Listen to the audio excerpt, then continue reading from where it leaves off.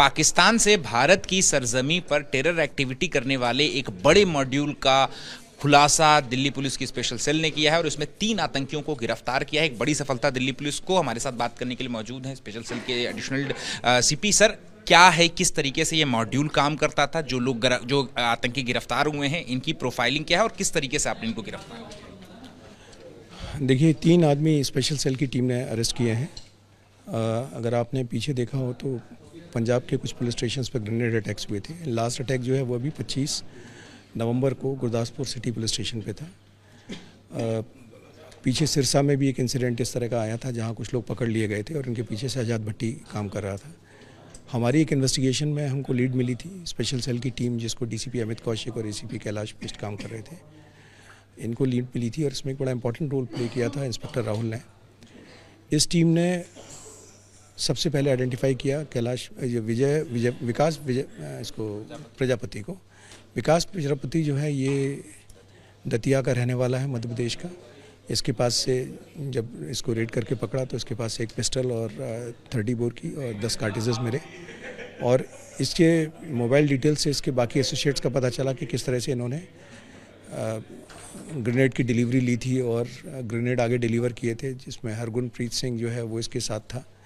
और फिर हरगुनप्रीत सिंह को कल 28 को फिरोजपुर से अरेस्ट किया गया।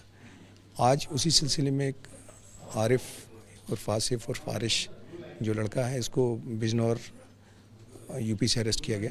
ये तीनों यंग लड़के हैं, 19 साल, 2 19 साल के हैं, एक 22 साल का है। इनको सोशल मीडिया ऐप्स के थ्रू रिक्रूट किया गया था। एक आदमी को डायरेक्टली भी अपने एसोसिएट के थ्रू रिक्रूट किया गया था और शहजाद भट्टी खुद और उसके 2-3 एसोसिएट्स हैं जिनको हमने आइडेंटिफाई किया हुआ है, उनके थ्रू ये पूरा ऑपरेशन को अंजाम दे रहे थे। शहजाद भट्टी एक गैंगस्टर था जो ऑफ लेटली टेरर की एक्टिविटीज़ में आया है और जो समझ में आ रहा है कि उसके पीछे स्टेट एजेंसी का बैकअप है, पाकिस्तान की ISI का बैकअप है, तो इंडिया में इस तरह की टेरर एक्टिविटीज़ को अंजाम दे रहा है। सर, हम आपसे ये भी जानना चाहेंगे कि जो गैंगस्टर टर्न टेरर एक्टिविटी में वो जो शामिल हो गया शहजाद भट्टी, जो कि मॉड्यूल को चला रहा था, पंजाब के अलावा देश के और भी कई इलाके उसके रडार पे थे, जो कि वहाँ पर उस ज़मीन को दहलाने की भी साजिश थी इस मॉड्यूल की। अभी तो जो हमें पता चला है कि वो एक मॉड्यूल ऐसा मिला है जो ग्रेनेड फेंकने की प्लानिंग कर रहा था, जो कि पंजाब में इसने 2-3 जगह और भी आइडेंटिफाई की हुई थी। और जैसा मैंने कहा कि शहजाद भट्टी का एक मॉड्यूल अभी पीछे हरियाणा में भी पकड़ा गया है, तो इससे पहले ये अपना और जगह फैला पाए, ये एक इम्पॉर्टेंट अरेस्ट है।